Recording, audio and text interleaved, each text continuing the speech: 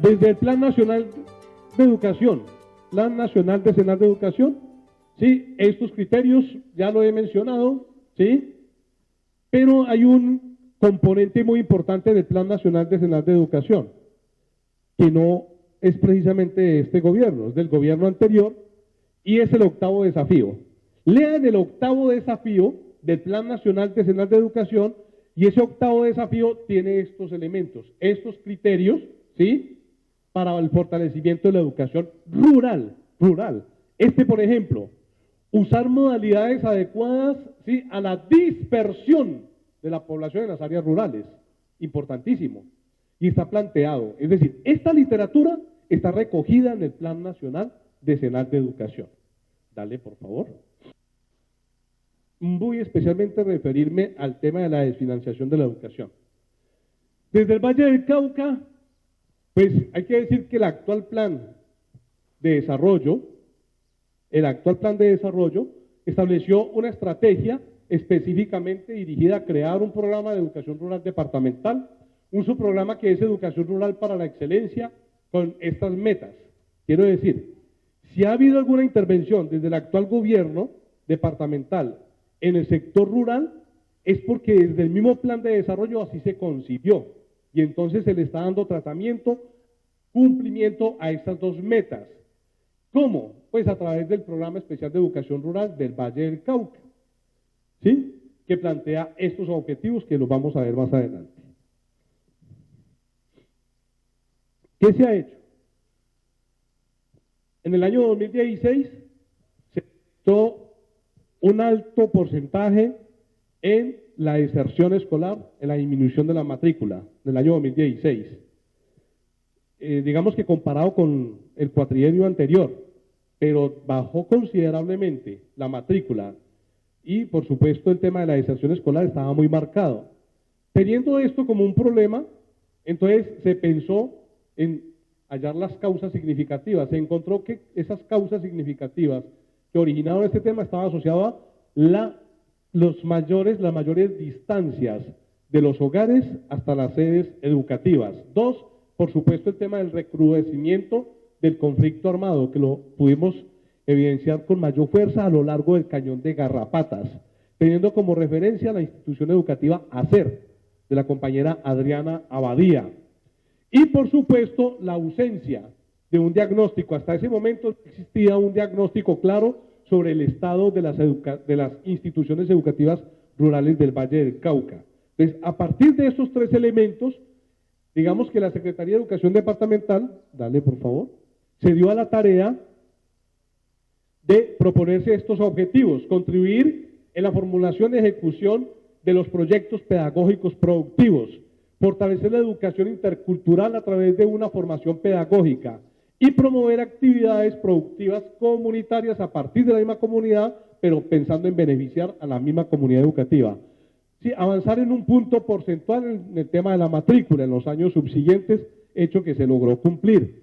Y participar con un 25% en el marco del Plan 2032. Existe en Cauca el Plan 2032 para la educación en este país. Entonces se ha pensado en avanzar en un 25%.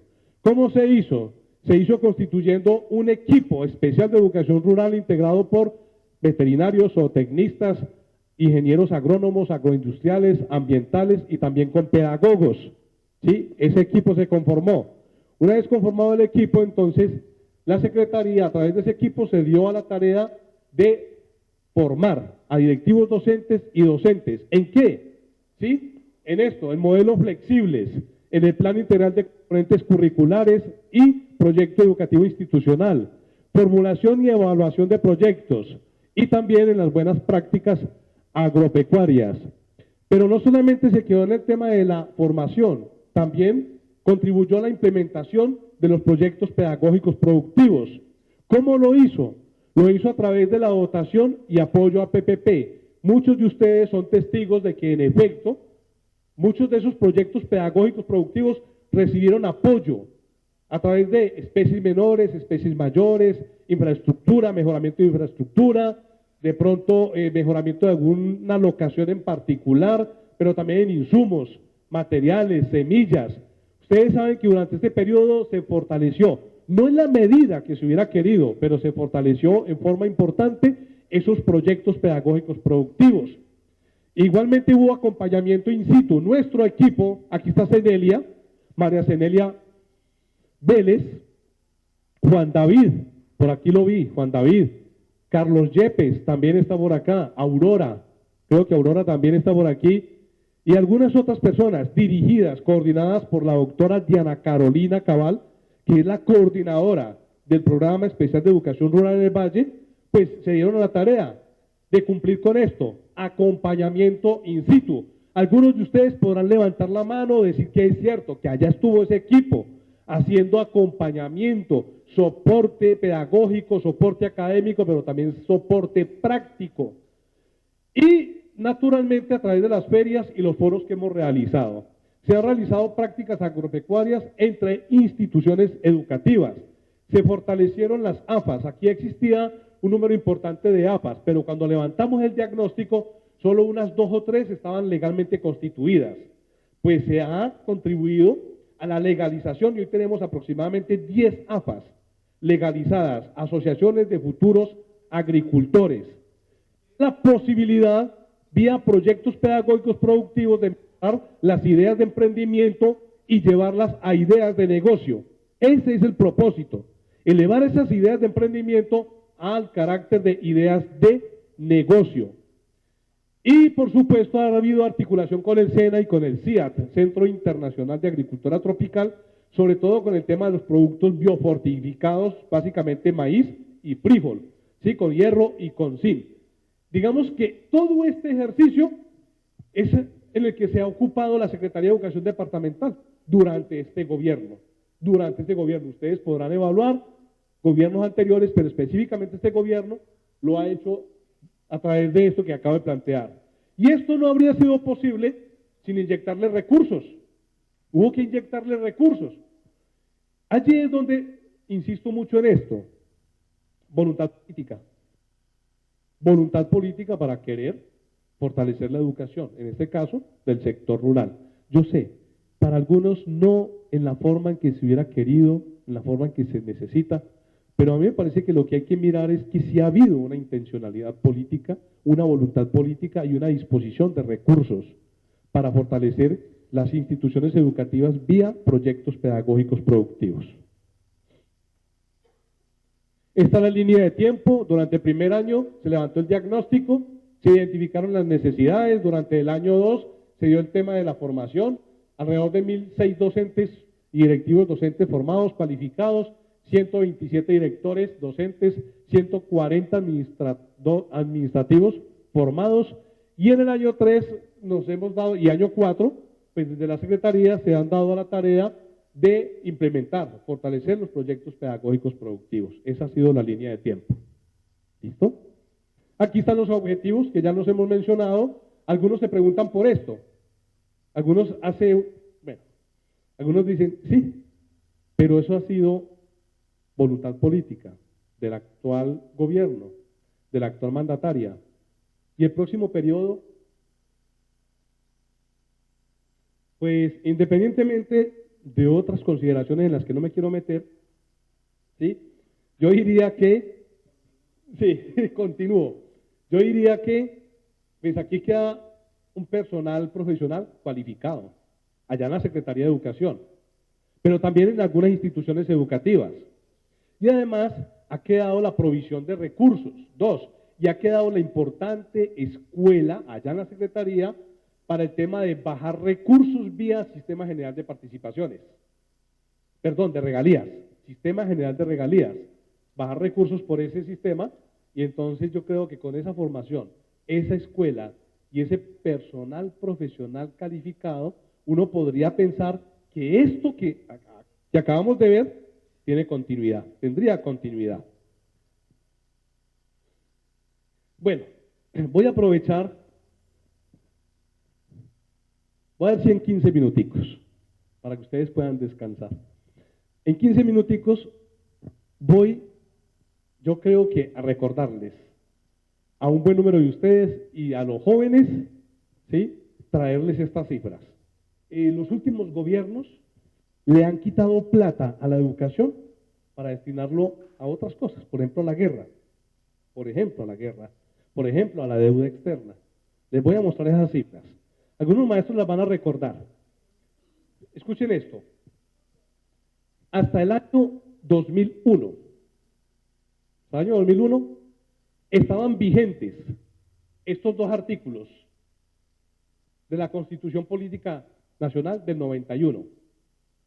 Estos dos artículos, el 356 y 357, posibilitaban el crecimiento de los recursos, ¿sí?, hasta ese momento, ¿sí?, de los ingresos corrientes de la nación para ser invertidos en saneamiento básico, en salud y en educación. Quiero decir, la Constitución del 91 permitió en el 91, en el 92, 93, 94 y así sucesivamente, que cada año los recursos que deberían destinarse para educación crecieran. Siempre había un porcentaje. Y fíjense esto, llegaron a crecer hasta en un 24.5%.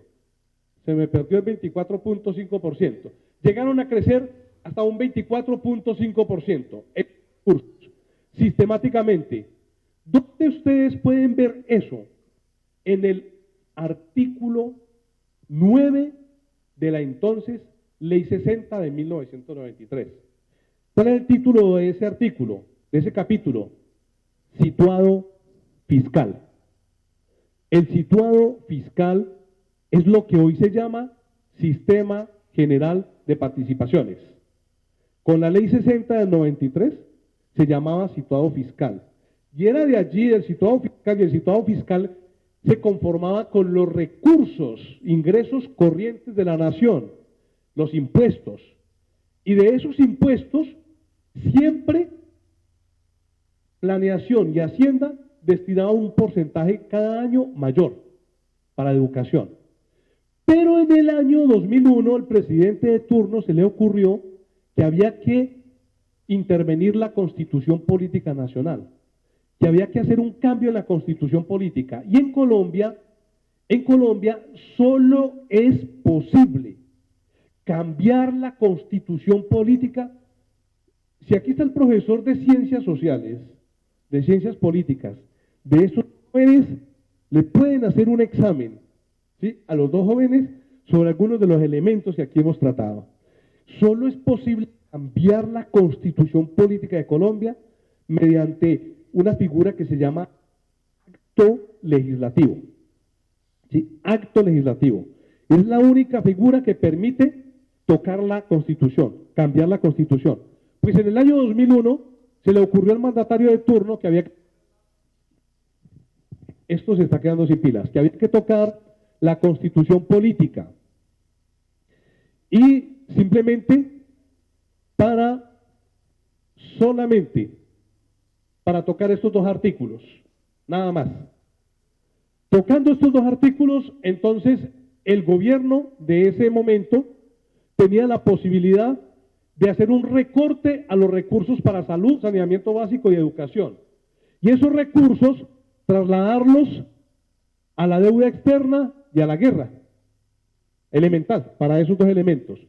Por favor, joven. Voy a mostrarles cómo a través de esas cifras lo que ha pasado en Colombia es un estado de desfinanciación de la educación pública en este país. Esencialmente, desfinanciación de la educación pública en este país.